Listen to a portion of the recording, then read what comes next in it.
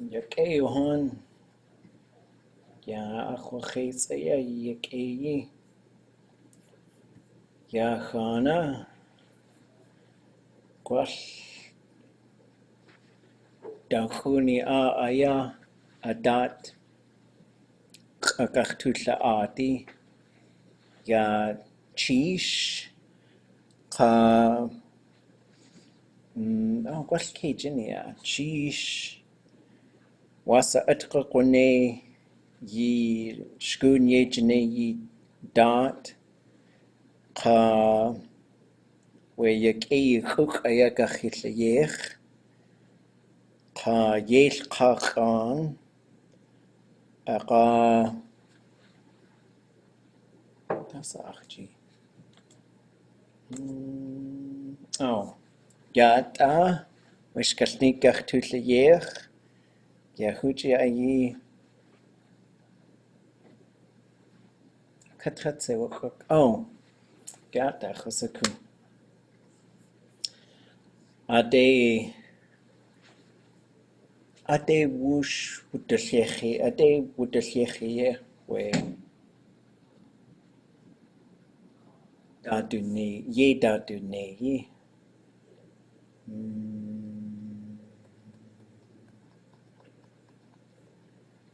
Ye dadune ayatlekach enach.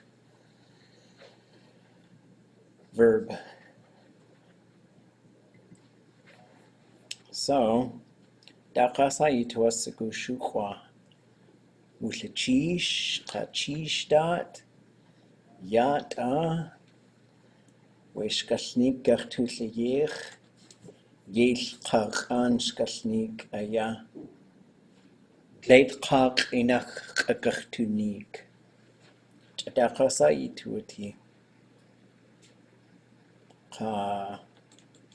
Yata. Cheesh. Dakasa shukwa. Gwell ha idashi wait, final team. Yeke. Yekwati.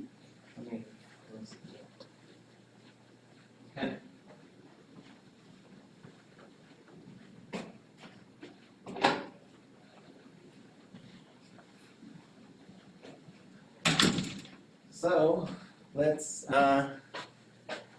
talk about your final assignments for this class. So you're going to make a little, just some sort of handbook. I don't really care what it looks like, but I will give you guys in here. All two of you.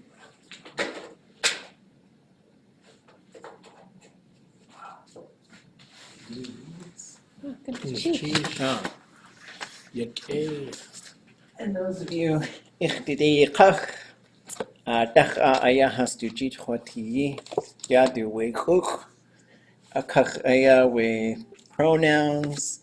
Tlingit grammar. I did spot 2 errors though. No matter how many times I look at these things. For the possessive, second person singular, there should not be a dash after, a hyphen after the I. So let me put this up here so you guys can see what this thing is.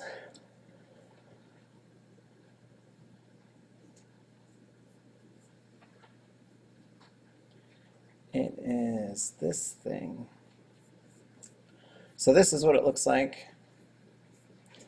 Here's the front. And so right here, there's basically if there's a hyphen or a dash right there, it's saying that it can attach to something. Usually we write that for the objects to say that's written as part of the verb.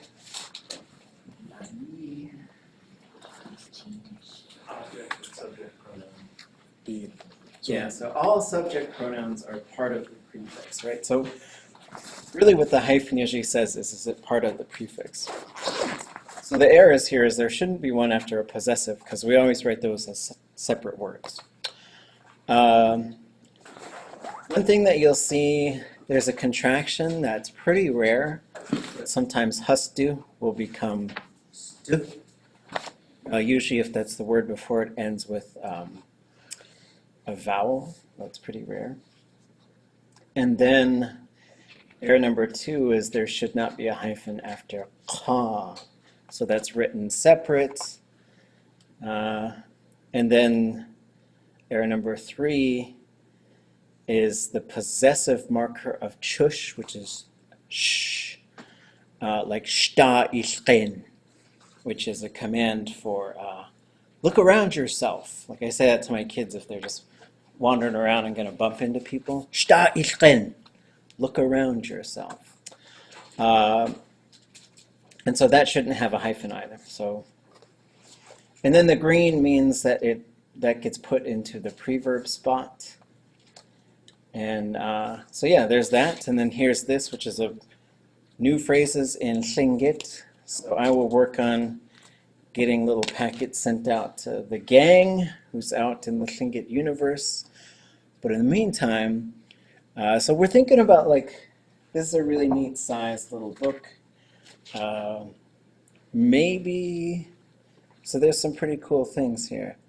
Yaukyekteye atusneye. That's a loading zone. Ka tel a yechtustiye. That's a no parking spot. Dein itsa, rest well.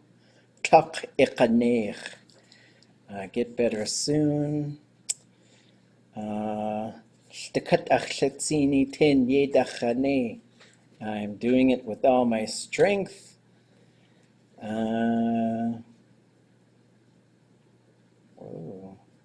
Kutqanahachos ite, Milky Way.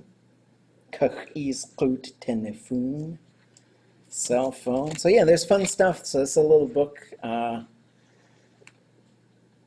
don't know. They've got these underlined L's. I don't know what that is really. So when we write an underlined L, that's actually.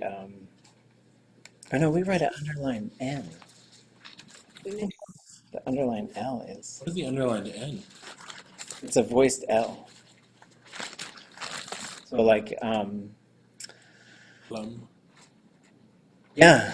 Well, no, plum. It would be like Susie James. So we know there's Shikshiyan and Nukshiyan, but she says Lukshiyan. So it's where there were 2 speakers that we know of, where there was an N, they would make a voiced L. So my great grandfather would say Uhalaya, Uhalaya. That's just how he talked. But we like to note that Susie James and Bert Dennis were the only ones we know. But anyway, so you don't have to have it all formatted and cool looking, but you should. It's a little guidebook on how to take the language into some certain space or area or activity. So you've got 1 week to get that thing all figured out.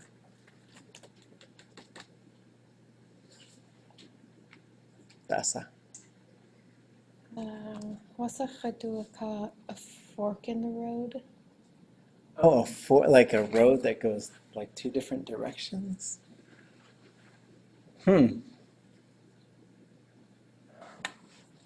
That's a good question. What do they call twins? Ushiayi. Wushiayi Day. Yeah. You could say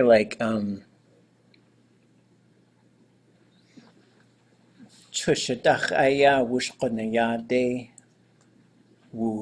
Like wushqonayade. Wushu. Or you could, yeah, I would say probably something like that. Maybe I want to say Chishugu Dasa. Chat. Ah, That underline L, I think, got kind of switched in that little book, but it comes from Keshi Duish, Keshi's mom. When she wanted a ride, it became lied, oh, okay. and so that became kind of English or English Tlingit. I don't know, but in Teslin, it's Lucky is my bride. So it's that L. Cheesh. So an L does not exist in Tlingit, but I think it was easier for speakers to make an L than an R. So yeah, the underline in L in this is a voiced L, which in the upcoming Raven book is a underline N. So that's awesome. Okay. Okay, so I would say wait, day, yeah. I guess it depends on context. I don't know if we need to name it. Like from one place. Yéidach. Wushqunaya de wushu we day. Yéidach. From this one place. Wushqunaya de wushu. The road extends in different directions. Something like that, maybe? I've never seen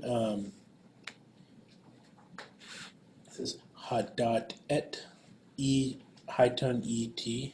Yeah, in car cross, a lot of the A's becomes eh. So they'll say sticket et. All right. And so that is probably from hang out with Tagish a whole bunch. Et. And so there's a bunch of them that are like that. And you'll see them in a bunch of the verbs too. Yeah, so it's an A. There's some really interesting switches between the E and the A, which we see there. But then I think we talked about this here the other day, or maybe that was the other class, I don't remember. Cool. There's some neat switches that happens between those.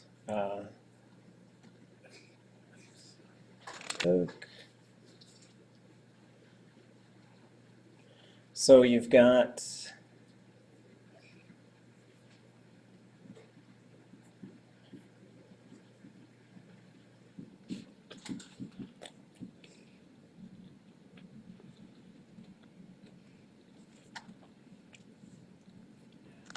yata, utusaku, ikega.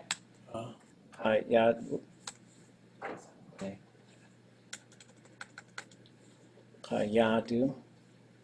If we put something on here, like this, what's it going to look like?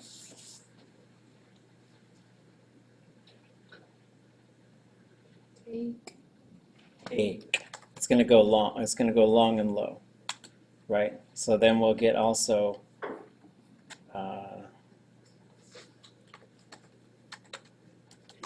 for pebbles, right? And so this is something that we can predict, like a short high vowel or a short high vowel at the end of a word. Often, when you put a suffix on it, it'll go long and low, right? And so this is something we also see here, like so a ka. So when you have that, and then when we put day on it, we should get a ka day, right? So it's predictable, and it's pretty regular. The one thing I'm still not sure of is like, I think in verb roots too, it'll do things like this. But I still got to take a look at some examples when you put a relational suffix on it. But if you have te plus plus ye, so we've got Rocky Point, Rocky Peninsula. What do you think we're going to get there?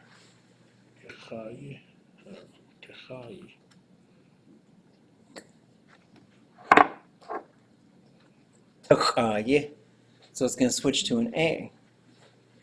And so this is something else. And so what I think happens is it switches to an EI, like it does right here.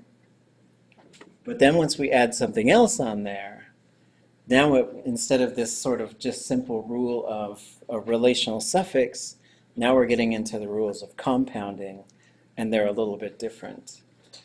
So for example, this one plus this one, what are we going to get?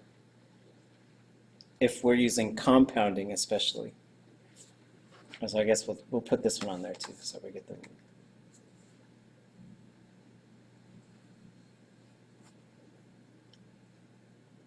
ʼaduwóosʼ, Yeah, well, which can't be confused with something else. yeah, right. Penis point. So you gotta really put the in there.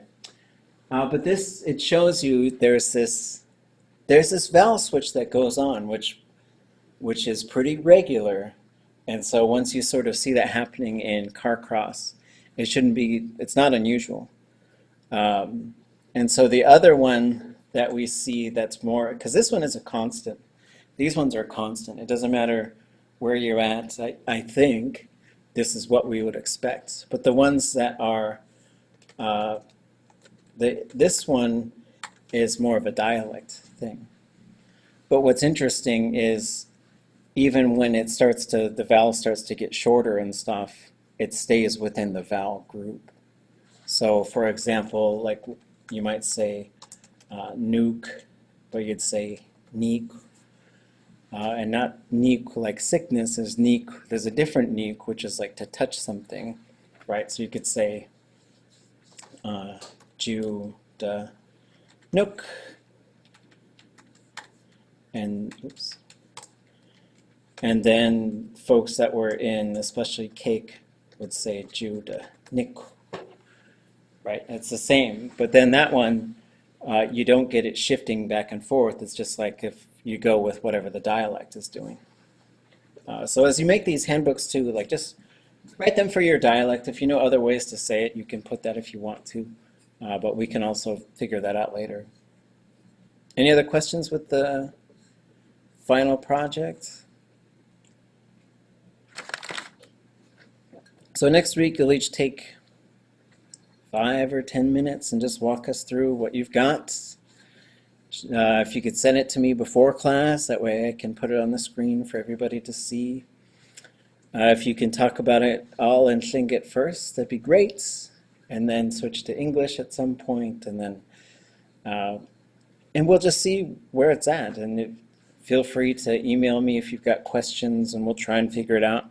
And there may be things that we've got to just sort of, we'll take our best shot at, but then we might have to fix it later. So, you okay? Das Yeah. Oh, When is our last class, or when are we doing this? that is a week from today.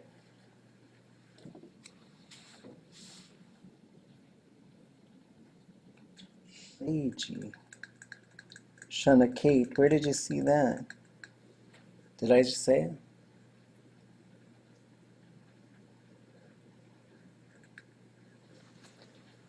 Already that made the tides. Oh yeah, so yeah, okay. That's a great one. So let me find that one. 1 second.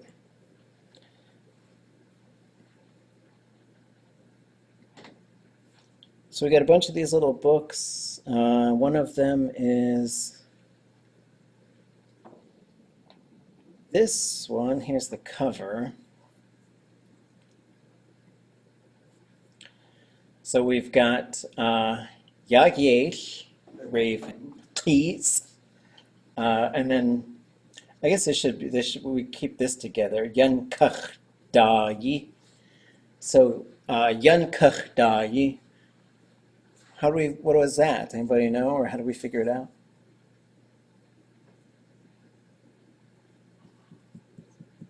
Isikuke daso yanuwada. Beach around ʼaan. Yeah, so that it is the beach. So let's see.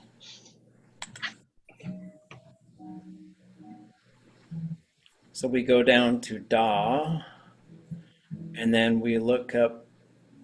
Oh, yes, it's not in here.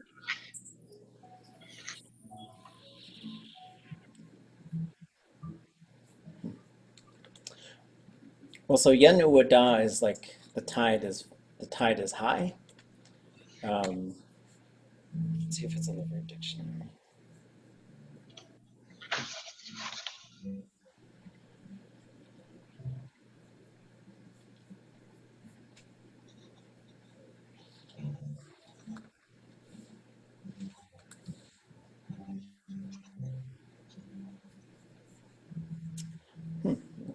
Well, yan uwada is for the tide to rise.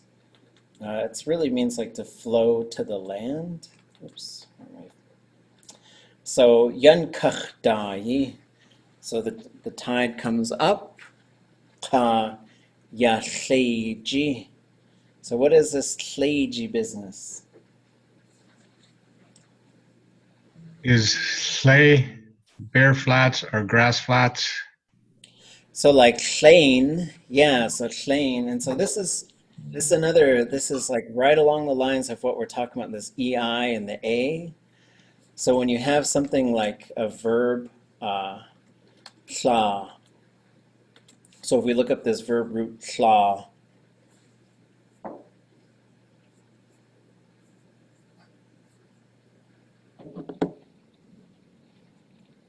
then we get for the tide to go out. So we get yan uwa, the tide went out. But you're going to get Tlingit. So there's times when you put a suffix on there where it's going to switch to Tlingit. So this is a common thing. An open verb root that ends with the A is going to switch to an EI a lot of times when you put a suffix on it. Not every time, because sometimes you'll see ch, but and so that's where this other one is coming from. Yashleji, for the tide to, it keeps going out. Yan kachdai, so the kach part is saying it keeps coming up. Ka yashleji, it keeps going down. So when we talk about this, qis yan kachdai, ka yashleji, outlayech, Raven made the tides. And so these vowel switches are pretty interesting, but the double A that's open will, it'll switch to EI pretty regularly. And then one that ends with a U or a double O will switch to a WEI. And so these are just some things that we'll start to spot. But this one, it actually took me a while to figure out, and I had to get some help. Because as we were translating the title, which is Raven Made the Tides, this was what Kahuan Ish came up with, and I had never heard it before. Like Yen Kachdai I got, but Yeshleji I was having a hard time with. But Paul Marks II is the one who he knew what that one was. Okay. So can you break that down literally in English as you go word by word in Tlingit? Oh, sure. I'll pull that back up. So we go back to here.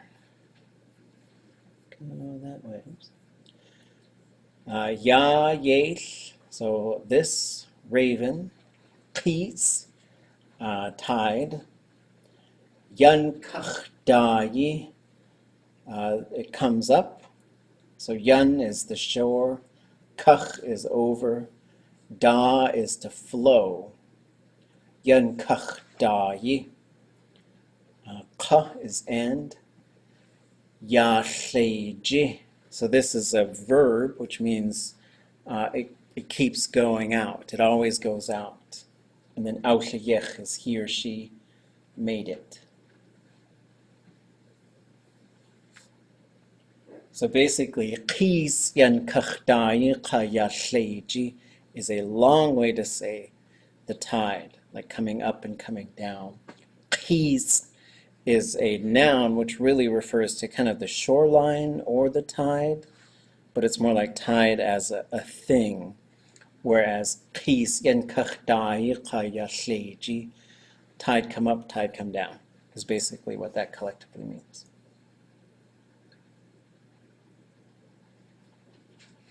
You okay?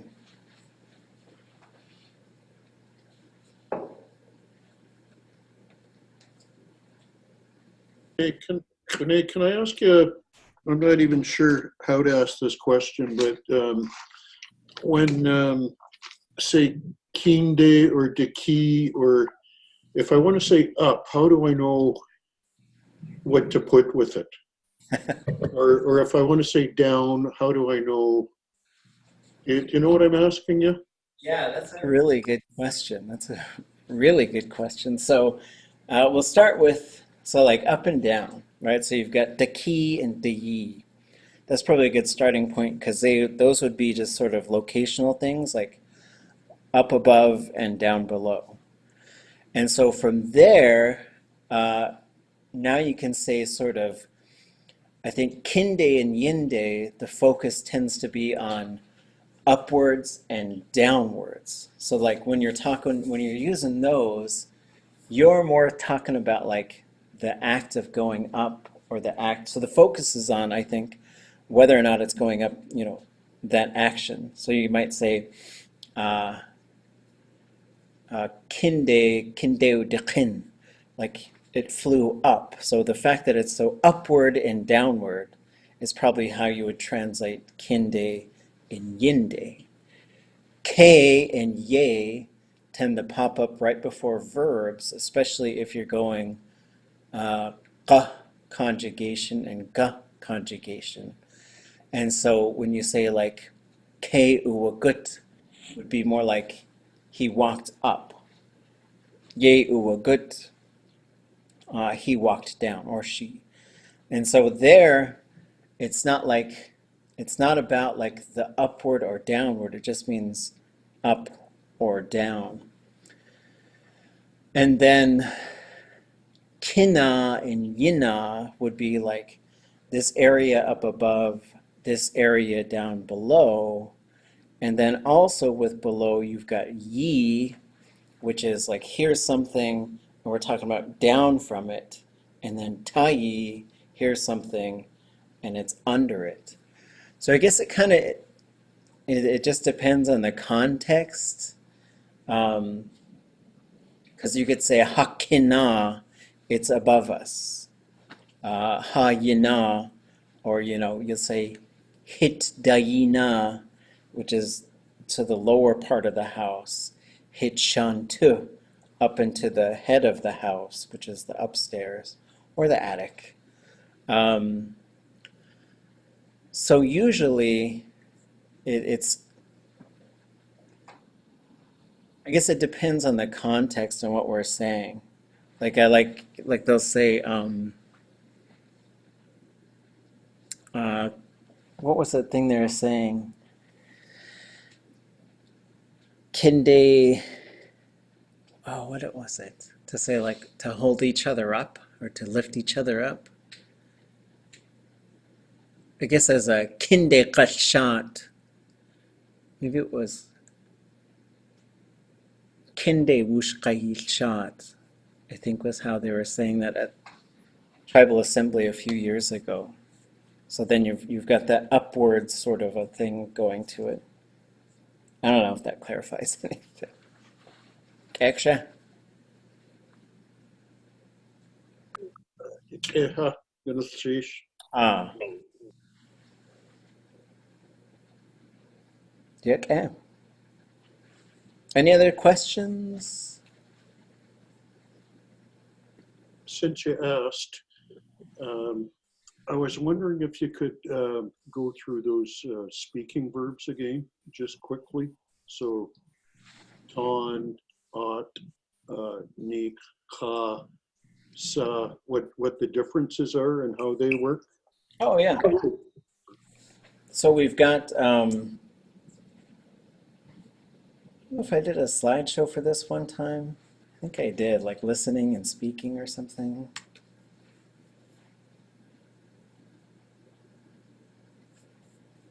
Let's see if we can find that.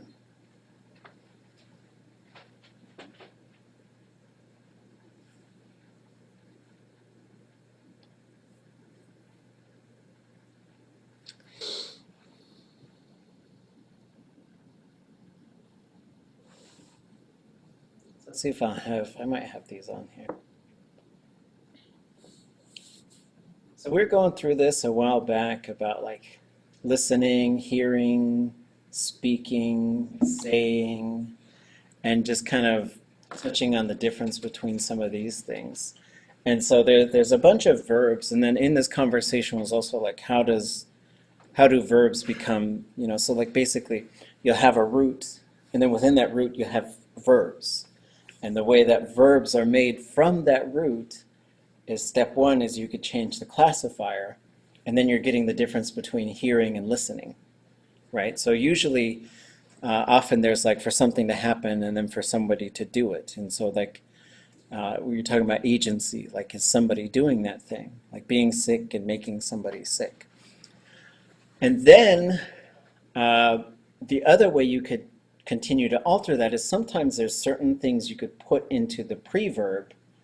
So like this S classifier verb, to listen to, is different than to obey, because it's just a matter of like what combination of things do you put in there, right? So you say ach, and that means because you could say well, ach is usually going to be listen to me, but you could say atza'ach, listen to it, and then it depends on the context of how those things can get interpreted. And then to be able to hear, so the next step, so you can change the classifier, you can add some things in the preverb, and usually it's specific things. It's like once you put this there, now you've got something different, like kawashu and ishandain kawashu. Those are different. The other way is you can start adding thematic prefixes. And the thematic prefixes is probably something that's not fully documented. Like there's probably a whole bunch of verbs where you can just keep adding, you could say tleshta itkushguk, which is to be awkward. And then, so this is where you get like hear, listen to, or obey, be able to hear, listen for, hear a voice, to hear with understanding, to comprehend, to take time to listen to, and to play a musical instrument. And so you can see how Nation Story lists these things. And so you generally go from a 0 group classifier to a S, to a D plus S, to a L, then you start adding thematics on there. And so we kind of do the same thing now, right? And so this is how we generally start alphabetizing the listing of verbs. And under here, you would put stuff, and so this is how they mark, well, if you put this thing in front of it, now you've got kind of a different verb, like a specialized meaning. And so this is something that we're still doing today. And so this is how you start sort of sorting things, and if you're reading them, to sort of know how you're going to encounter them. And then they have them in English, under the English section, and then there'll usually be examples. There's a couple things to note about this. One is there's quite a few things that we would write short now. Like this would be dush and this would be tush right there. But it's usually just in the prefix. They're good about catching in the stem. They were listening for stem variation, but they might not have been listening as closely to what was going on in the prefix or the suffix. Like we would usually say ʼaan for that one nowadays. So then we were getting into to say something or to talk. So at the base level, you've got these 3 sets of verbs. There's talking and communicating. There's giving information or telling stories. And then there's saying a thing, right? So basically, you're going to have this combination of taan and ʼaat, because taan is one person, ʼaat is multiple people. And I think the verb root is to communicate, because once you put t in front of it, you have thinking, and if you put ch in front of it, you have talking. So this would be conversation, to give a speech, and not to say, oh, and then she said this, because the she or he said this thing, now you're getting into qa. So the taan and ʼaat really have to do with just the act of communicating. That's what the verb is talking about, is the communication. Then he thought this.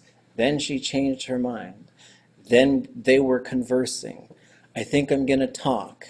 I made a speech, right? So it's just all about the act of communication. When we get into ʼqa, it's about saying specific things, right? And then there's the most common one is going to have the ya thematic, which will change to ʼqa in the imperfective for some reason. Oh, he or she is saying this thing. And then you're going to see it with a zero group classifier or with an S classifier. In this case, the S classifier means to say it to somebody, right? So that's the kind of important part, is you introduce an object once you add the S classifier. That's what the switch is doing there. And it can also be interpreted depending on the context of like, you could say, Yéil, that's what they told me. But it could also mean like setting the price of something, making a promise, those types of things. And then you have some other verbs which you don't see maybe as often. There's like to send on a mission or to instruct. You have scolding. You have to speak plainly or sometimes a little harshly, to announce some sort of like the town crier type of thing, like you're announcing this kind of news. Dayaqa is used to like say a certain thing, and this is usually the preferred kind of imperfective for the yausiqa, to give orders on like how to do a job especially, and then another to instruct some people on how to say something or how to sing. What was that one again? How do you construct that? This one? Yeah. So you would say, so you see ka, ka, and then usually you're going to have the irialis in there, subject, zero, ka, so you'd say ka wa ka.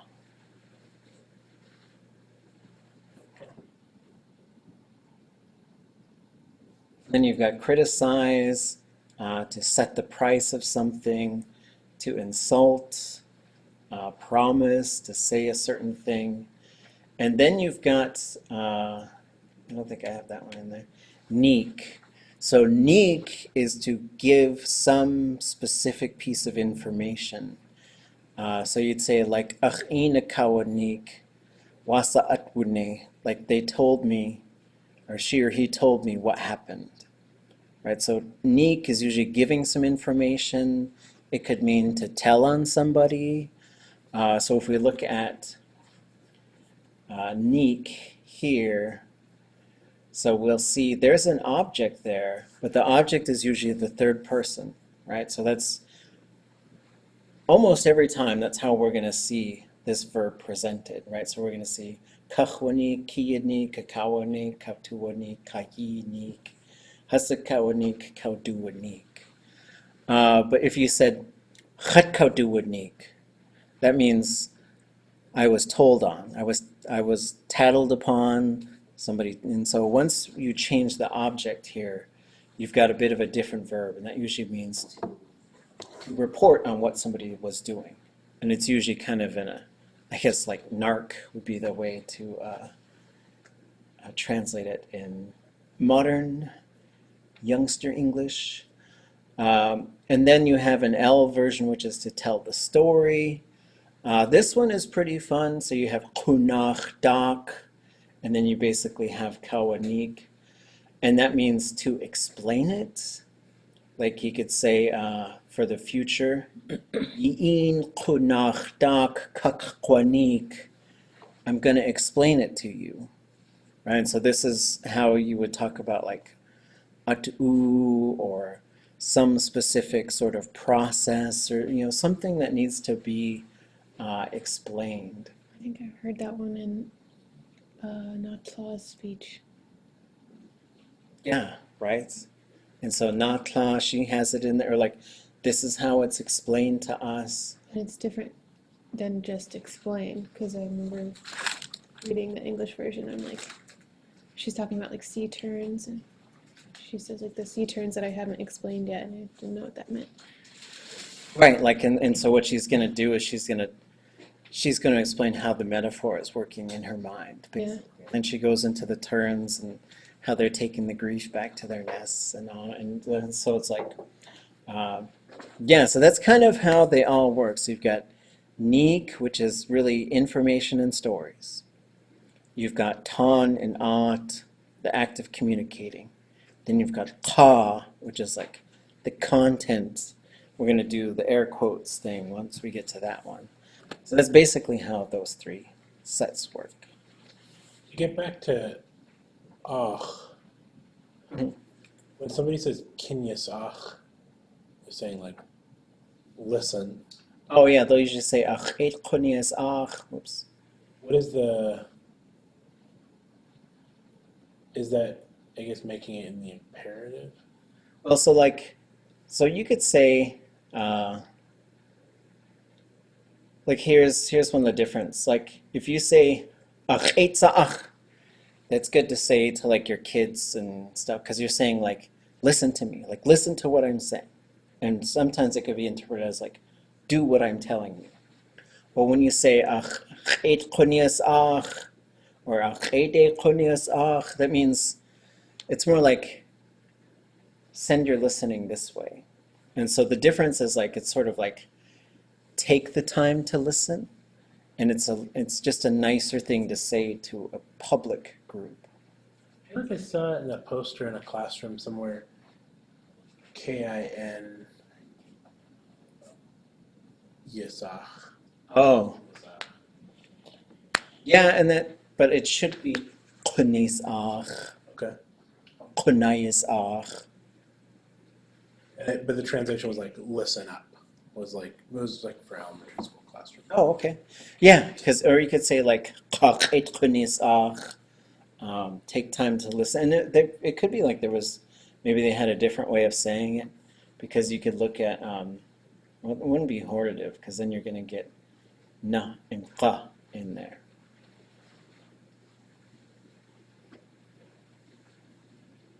Okay.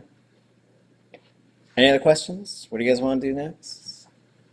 Choose your own adventure style. Storyboards, conjugations, Yéil ʼaan, tauqasa. Yéil ʼaan got. Yeah, we're pretty close to the end of this one. So we should be able to finish this one up. And then we've got Wednesday. It's our last class. Kuwe dakakauwu. Ya yutikiataya yikatuwagut. Yawach twasukuyin kahunigi ugo ayakwan. One kanins hanak haswu ati aya. Ya tlingit kinach yukatla atki. Katlingit dat ye jene. Wasashidzi aya. Achawe kunach dataya tuchwatan. Wasa achtuasaku. Tlach kunach aya nach litzin aya wikusachan. Chawuchin yejituneyi. Ye awe deslin chasaku. We tlech awe wikuuwu. Ya hashagun chude aya wugud. Achawe achtuasakuyin kachunigi go ayachwan. Gwash shanach dis. We jin katnaskigi. Ya yakwahi kawush kanakaktu da ati. We the cut Yukon yuchatangki adat. Aka itchoe gwal deislin de. Ya hatasa yuchatangki dati jakachtune wujin. So they had a passing of a speaker in Teslin. I want to acknowledge that and send strength up to you guys, and just say that it's hard when a speaker and someone who works hard on our language walks away from us. But I know that they're going to get ready for the services, but at some point we're going to finalize kind of our rough plan, but it sounds like we're 99% sure at this point. There's going to be a meeting about Yukon languages the 13th and 14th in Whitehorse, and then probably after that weekend, we're going to try and set up a 5-day workshop in Teslin. We don't know what we're going to do yet, but we'll just do the things that we usually do. So if anybody has a chance to head up there and wants to do a 5-day intensive, I just want to make sure that you guys know about it. Okay. You send an email with like kind of about that. Yeah. I was trying to get everything finalized before, but I'll definitely get that next day or two. Okay. So here we go.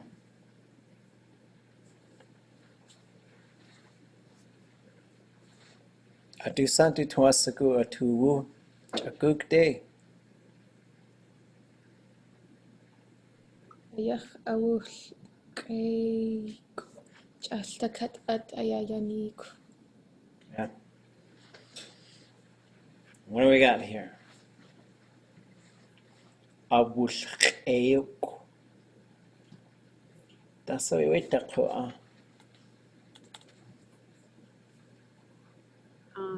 Well, he urged him or encouraged him. So you've got yach, and then so here it is a, and so you've got this kw on the end, which is a repetitive suffix, right? So he is encouraging him. Ashtakat at ayayanik.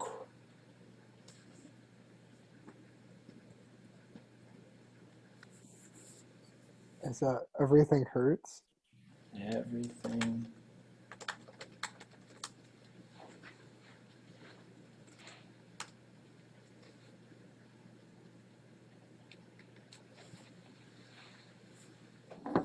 Atu. Ayayanhan. Okay.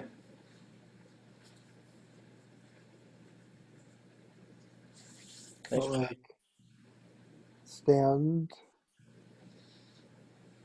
with it. Yeah, so stand. When you got yun before stand, usually got like to stay standing, to sort of, sometimes it could be both supportive, like you could say, ida yan chahan, I'm supporting you, I'm standing up for you, kind of a thing. Okay.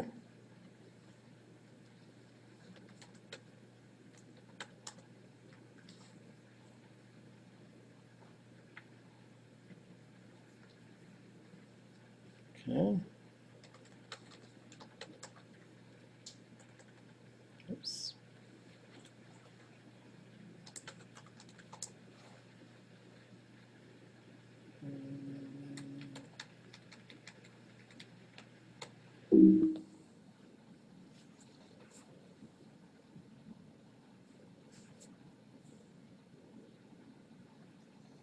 Everything. Just a cut at ayayanik.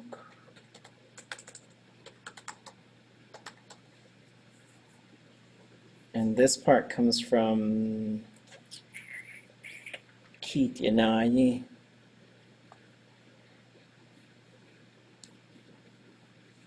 Ayayanhan.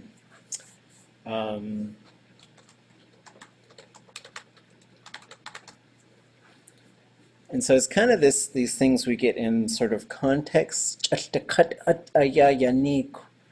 Everything is painful, everything hurts. Ayayanhan. Like what we're getting here is kind of a command, which is to stay standing. Like you have to endure it, you have to stand it. withstand it. You know, there's different ways we can sort of look at that.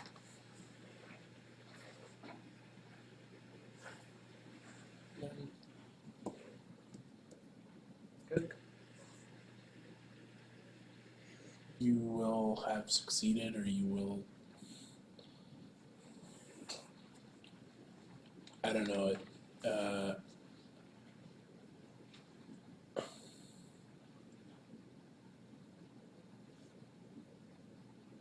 Let's start with the verb. ʼaduwóosʼ.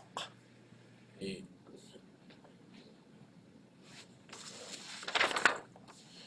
They accomplished it, or they succeeded. Yeah, so she or he accomplished it, achieved it, defeated him or her. It could be either, it could be any of those, right? But then, so we've got, then we back up, we say ʼaan.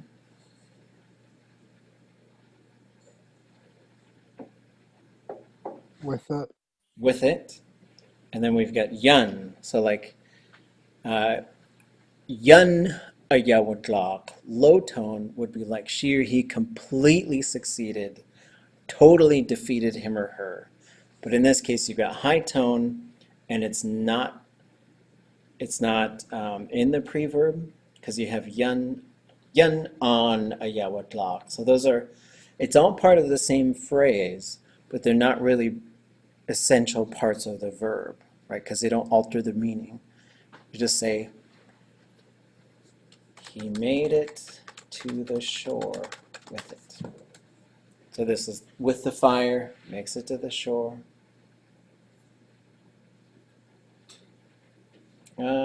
This is a long sentence. Use the word. Is the Oh, sorry.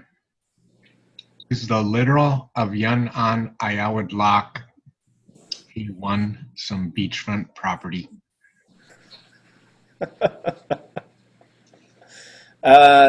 that's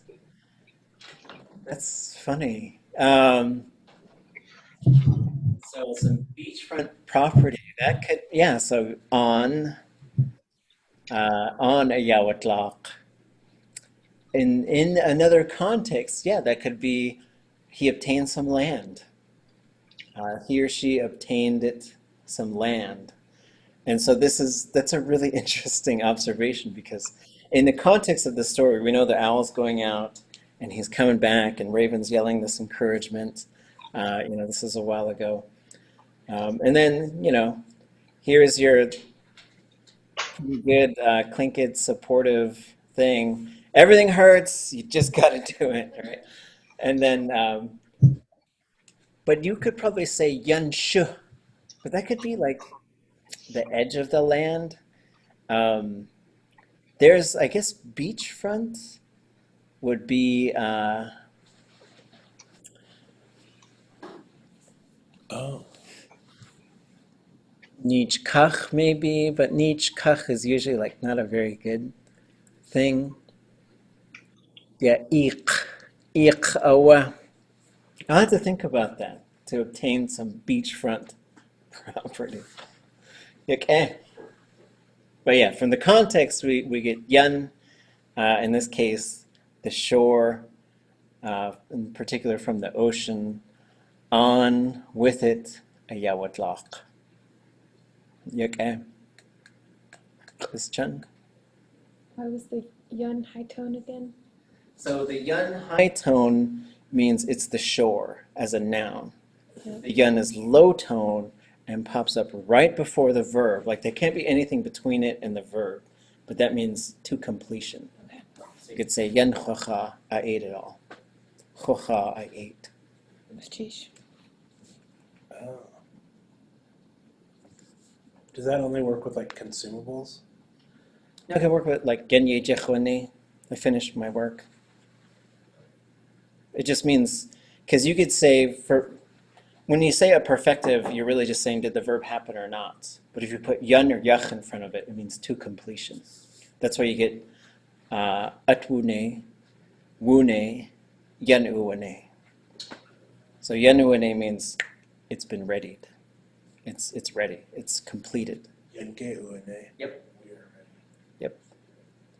In chatuwane, I'm ready. I'm complete. How would you say like I'm halfway there? Like A katoot. A katoot day. Yende yachat nanin.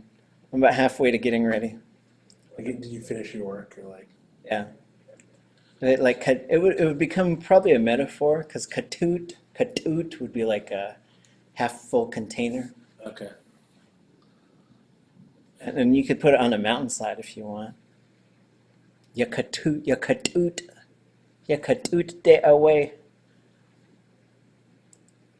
Yende yachat nanin. That's it. Yende yachat nanin. What you could use instead of grades. It's like, Yeah, about halfway there, right? And then this yun is low tone before a verb, but if the verb goes into a future mode, it changes to yunde and it goes high, Hmm. right? So you could say yunde ya yanaitlak. That's you are on the verge of you're right there on the verge of succeeding. Which, hey, I'm not gonna tell Raven how to say it, but that would have been a little bit more supportive. Everything is painful. You just have to endure it. But maybe that's how he likes to encourage. Okay. This is long. It feels like reading a lot. Ashuwu. Yeah, so ashuwu is like literally half of something. And so but to say like I'm halfway ready or I'm halfway there, maybe. It could probably work either way. Okay. Not too.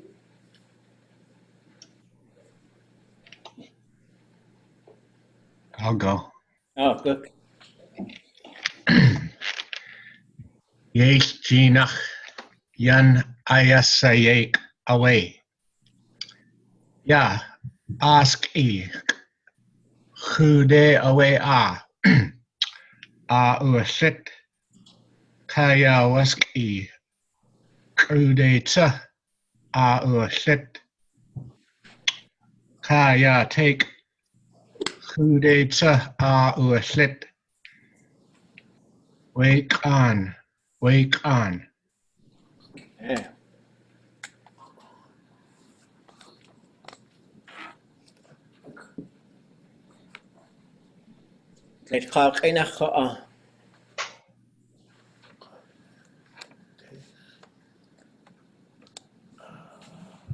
Yéil Ginach Yan Ayasayek awa.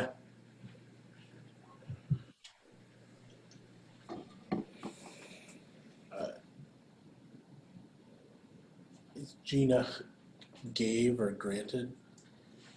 Yeah, Ginach would be like into or along someone's possession.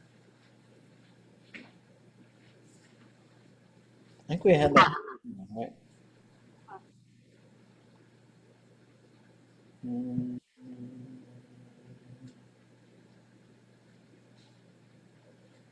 what is it? Gina. Ach, Ginach. So that I could have it, right?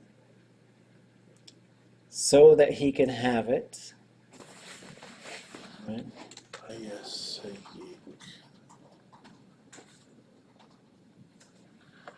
Yan Ayasayek. So that's the other yun? Yeah, that one's to be done. Is that thus he brought it, or thus he carried it?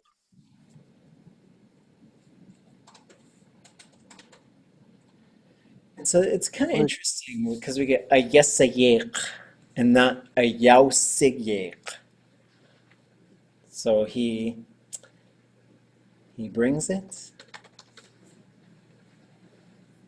right? So it's really interesting when you get into stories when they're going to use perfectives and imperfectives. Sure looks like an imperfective to me. Ya ask ichude awe.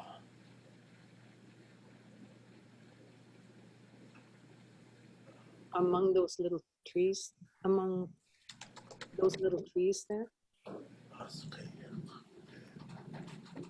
They're not little. It's just ask, or it'll be ask sani. Right? Oh, it's trees. Chude awe ah. What is the ah part here? The ones. Yeah, and so the ones in this kind of context, once we sort of see it in this, we'll say some of it among the trees. What about ʼaduwóosʼ?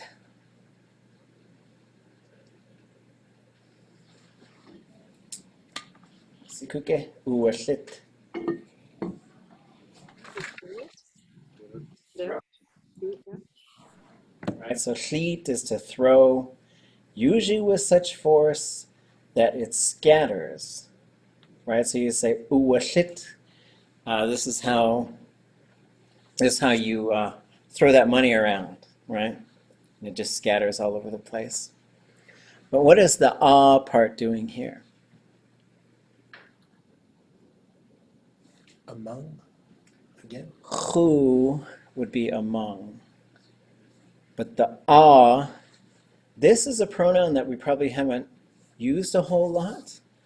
So like if I was being nice and someone said, hey, what do you think about those people over there?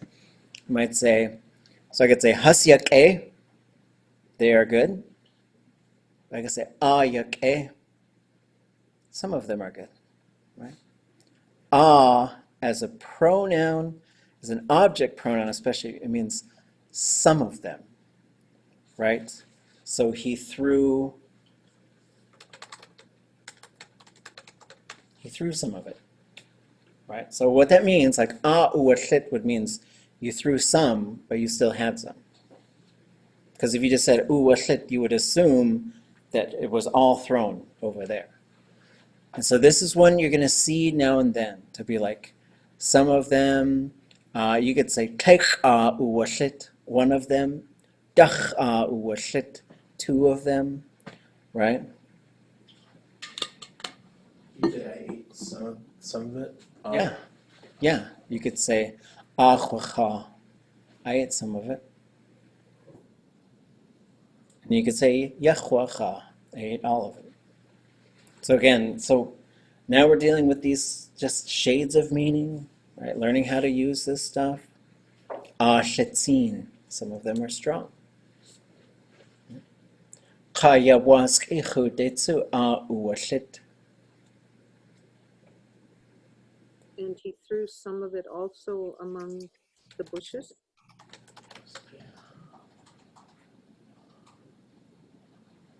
Chayatei ichudetsu ʼaduwóosʼ.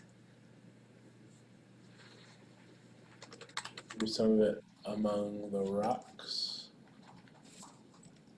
With ʼaan. That fire. Okay. Yeah. Natu, asa. Cook. Achaya ya us. Shoot to the ark. And so because of that, this tree Vienaka. is your fire. Oh, hold on. Try it again.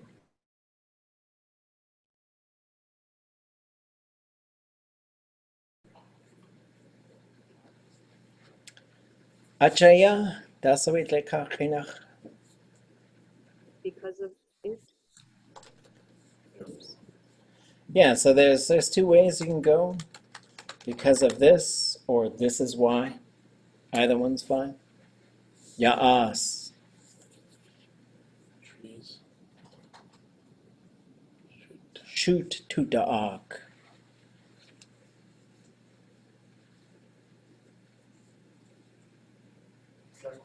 Shoot. We build fires or we make fires. Mm-hmm. So we go up here. We'll go down to ark. Remembering how they alphabetize. and then to fix fire using wood, right? To build a fire, to make a fire. Shoot to da'ak. And so you could say shoot to da'ak on, that would be fine, but if we gain it from the context, we realize in Tlingit you don't always need every little word, because we already know we're talking about the trees. We already know in the context as they're building these concepts up for us. On ʼaduwóosʼ. I guess I read that one.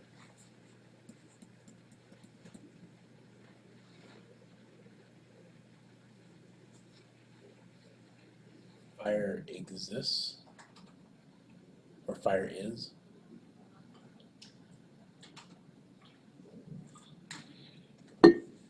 Um, Because you would say yati, right? On ʼaduwóosʼ. or could T for exist. Yeah, ʼaduwóosʼ, it exists. And again, so using this same sort of verb, how would I say fire is in it?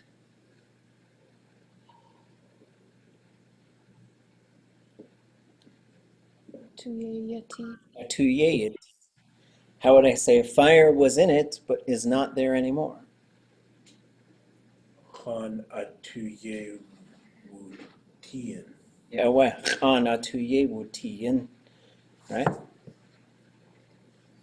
Could it also be that shoot to da'ak is the t like inside of something? Well, so shoot to da'ak. And, like fire was in it rather than we make fire? So the verb itself, though, is to build a fire. So Mhm. there's a subject right there. Although maybe we could probably go that way, because there's also usually an a thematic in there. So maybe what they're talking about here, Fire was built in it. that could be. A fire was built in. And that's really interesting that she says it's inside the tree, because I just read and found this book about Tlingit fire trees, which is a thing. So there are these culturally modified trees that they're usually red cedars that were the inside was burned out, and you could store embers inside them, and they also functioned as shelters, and they also functioned as beacons. Wow. And they're all along the northwest coast, as far south as Victoria and Vancouver, and up through Ketchikan. Huh.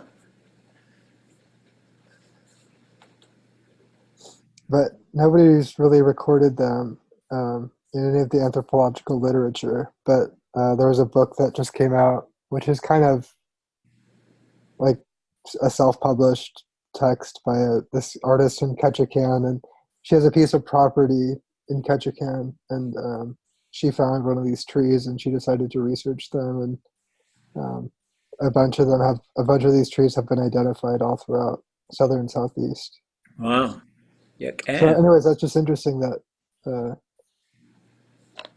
here this Susie James is saying fires inside trees. Yeah, right. So this fire, it went among those trees, and then, Huh. and so this shoot, this one is because this already has a directional, so it's sh and then t, so at the end of something, right? And then to da'ak. I think what's going on here is usually you would say a to da'ak, but then I think we might be seeing one of these things where the a thematic can change when you talk about using a specific thing. Like you could say, ʼaduwóosʼ, he or she went fishing. But you could say, ʼaduwóosʼ. So it changes from ʼaduwóosʼ to wóosʼ, once you specify what they were fishing. So I think here you're specifying what you're building the fire out of, and that's why the athematic falls off. I think that's, so but it's saying because of this, the trees, we use them to make fire, is maybe we sort of do a little bit of our translation work, and then fire was in it. You could make the argument that you're saying fire was put in it. He put the fire in it. There's different ways you could sort of look at that. This does look more like the ʼaduwóosʼ to be located somewhere. ʼaduwóosʼ. It was there, right? And it's not saying it's not there anymore. Fire was put in there, right? Okay.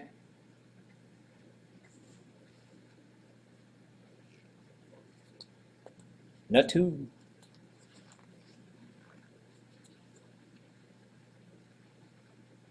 Akagan ka yawas yatetsu. Okay. Akagan.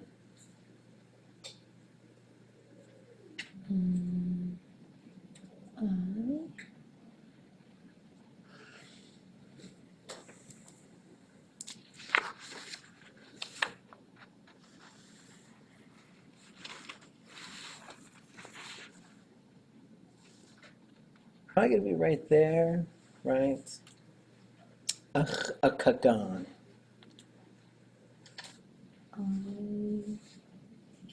Burn Yeah, burn.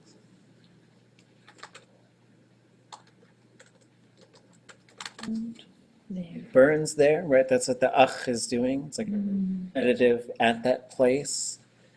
ʼaduwóosʼ yatetsu.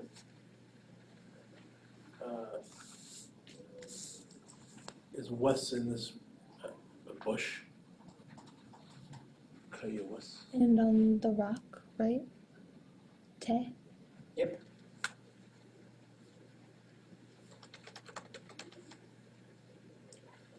On a two.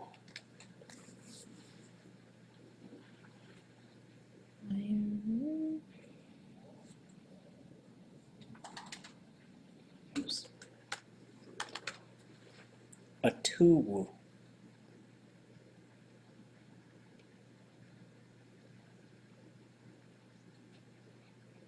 Fire is inside. So this is the w, to be located somewhere. It's used in non-verbal like gusu, wedu, yadu, yudu, neishu, tu, to be inside, just to be located inside of something. A different two than like. Yeah, tu, that one's, they're related, I think. But that one, tu, means like thoughts, feelings, intentions, desires, emotions.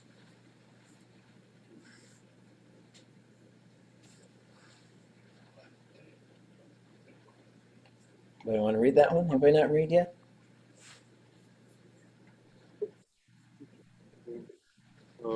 Wusht utagadi yitla ye yugene. Okay. I had the first part there, it's a guess, but I thought they go together. Okay. They crack in two together. It's wushtach, I Oh, think. what stuff?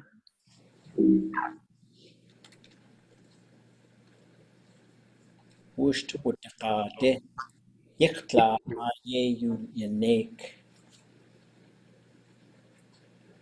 So if we go ought, we're going to look up that. See what we come up with.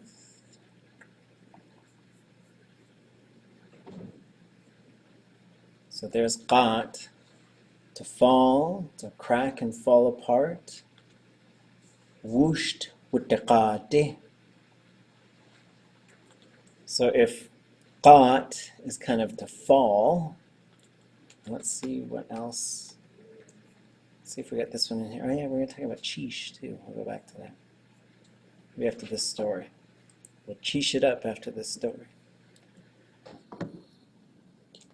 So find ʼaduwóosʼ here. There's a trap. Oh, scatter or fall apart.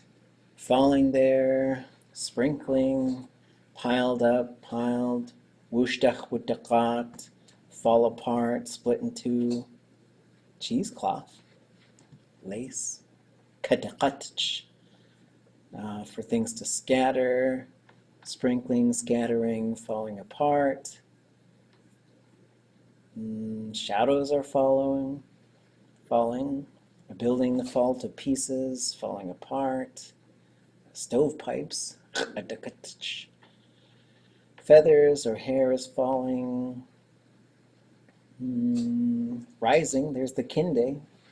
Stairs are rising. Jumped up. Okay. So when you have this whooshed with the when they fall, they're falling against each other. But in this case, you probably say when they strike each other. Right, which is, it's kind of interesting. Because we've got the relational thing, which is just sort of saying when this thing is happening. Yiktla.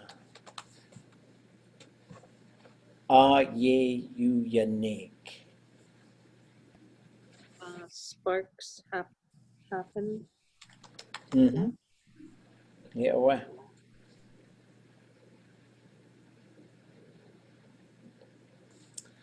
Where do we find this yanik?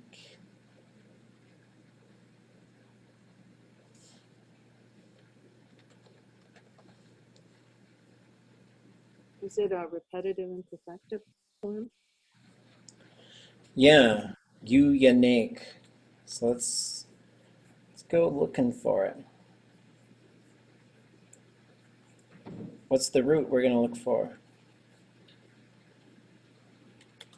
Because whenever we have, there's this pattern where if we have you and then a verb with a K on the end, that's telling us there's a repetitive imperfective. And so we should predict that the K is a suffix. And so we're going to look for, because if we look through here, we don't find neek. But if we say, let's see if that's in here. Yéil might have it.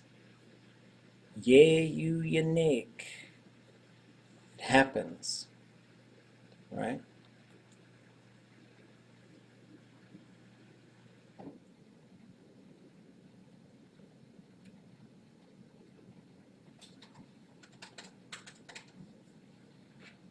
So this repetitive imperfective is just to say it happens regularly.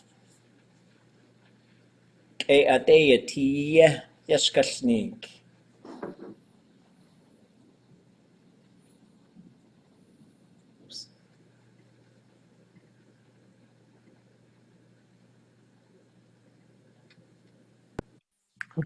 That's the way the story is good.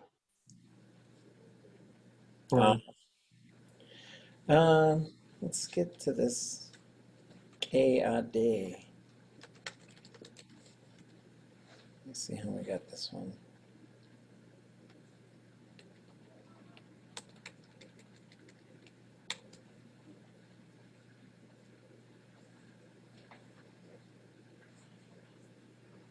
ʼaduwóosʼ.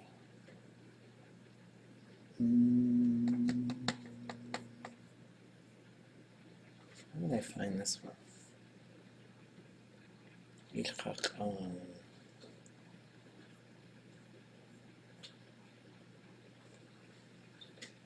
I bet this one's from Shada.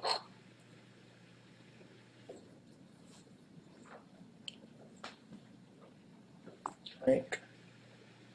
Because he says, he ends the story. Tlingit tleshtach ye ada yuch etunk ya Adam and Eve akshani ginuj tlingit. He likes to tie it to biblical references. It must be kityanai. Willie marks? Mm-hmm. Hmm. Well, it's good the way it is, this story. Yeah, let me come back to that one. But yeah, this is how the story is. Adeya tiya yeshkashnik. There's something about this keh when it first starts a sentence, and so it might be a little different because you would expect it to be yake awe adeya tiya. It was good. So I think it's more like this is how this story is. It's probably how I would probably just.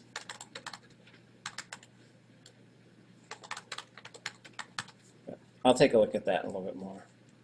Make a note. Give it a color. Okay. Yekecha Yuhan. We're having a discussion about cheesh and where this word comes from. And I think this is something where if you ask fluent speakers, they would just say it just means thank you. And that's 100% correct. But it does seem to have an origin with having this cheesh, sha cheesh, or to exploit something, to accomplish something. It's possible. Cheesh, it's easy to get, it's possible. Du tuwuch cheesh, he or she thinks that she or he can do it. So the goodness cheesh, I was talking to Zeo, he was talking about this, and Weha, and they seem to think it's sort of like, because you're communicating it to somebody, and it really does mean thankful, regardless of its origins. Because you could say, thanks for the food. And you could say, speakers in Tesla, I notice, would say this, especially they'll say, which is like, it's good to see you, or I'm thankful that I see you. Right? I guess is how you might translate that. So the nash is pretty obvious. The L is the classifier. Cheesh is the root. The g is a little bit kind of interesting. I would predict by basically where it's at that you're looking at ka plus which is because then you get like gugenk, like yay gugenk. That comes from ka and sometimes when they combine, they turn into gu. So Ye'awah, cheesh, Yakecha Yuhan. Kinde is just generally upwards Shanakit. I don't know if we were pulling that from maybe those examples of this, the qat verb that we were looking at.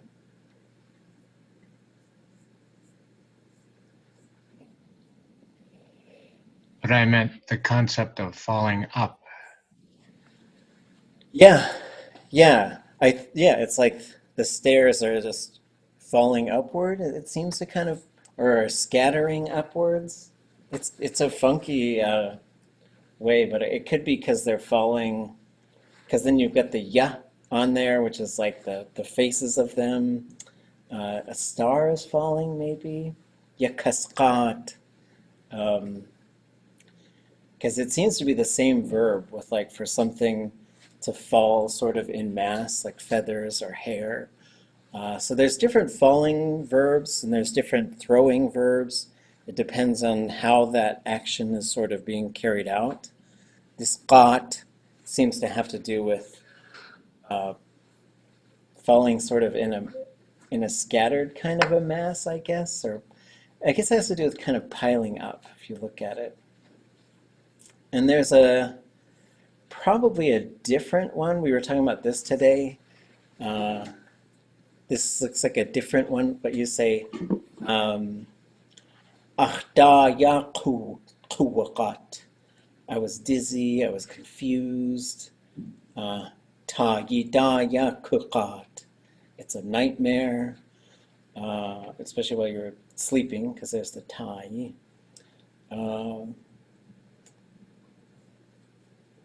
To make somebody disoriented. Dudayaqhu siqat is always dizzy, lost consciousness. So you could say dayaqhu siqat. It made me unconscious. And so they could be related. Qutliqat, wander aimlessly, say something to offend it. And this is in the title of that Woman Who Married a Bear story. If you look at the Downhauer versions, that's how they've got it translated, as she said something that offended this brown bear. And that's the title of the story. But it usually gets translated as Woman Who Married a Bear. But if you look at that one, this will be the last thing that we do. We go to Hashuka.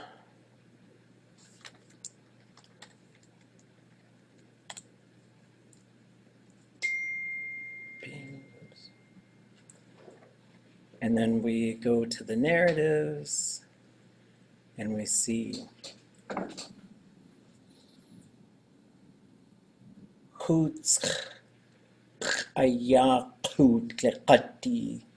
so it's the bear that she insulted with what she said. But it's a really interesting, so you've got so this is probably ayah. You could probably pull that off of the verb if you wanted to. What she said made that bear get kind of confused or dizzy. It's really interesting to think of how that stuff works in Tlingit. Because qutliqat is to make someone pass out or go unconscious, but then you've got qutliqat. It's a really interesting thing. So you've got ayah, qutliqat. You say something to offend the spirit of an animal, etc. So this isn't like insulting somebody. This is upsetting the balance of the universe, usually unwittingly or foolishly, especially in stories like, here's this thing we all know not to do, and then the world comes unraveled. So now we'll just go unravel. You okay? Gonna change. So here's your words of inspiration for your final projects.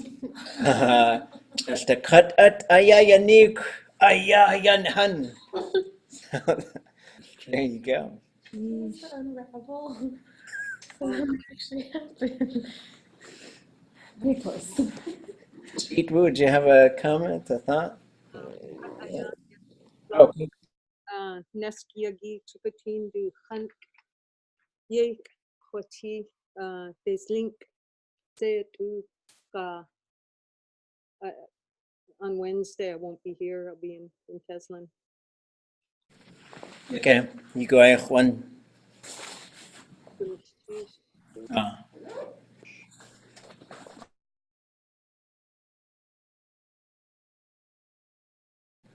Have the finale on Wednesday for the stuff that we'll go over this semester, and we'll keep going next semester, but just let me know if you get questions about your projects. They'll be amazing. And cheesh, hucha. I won't be here for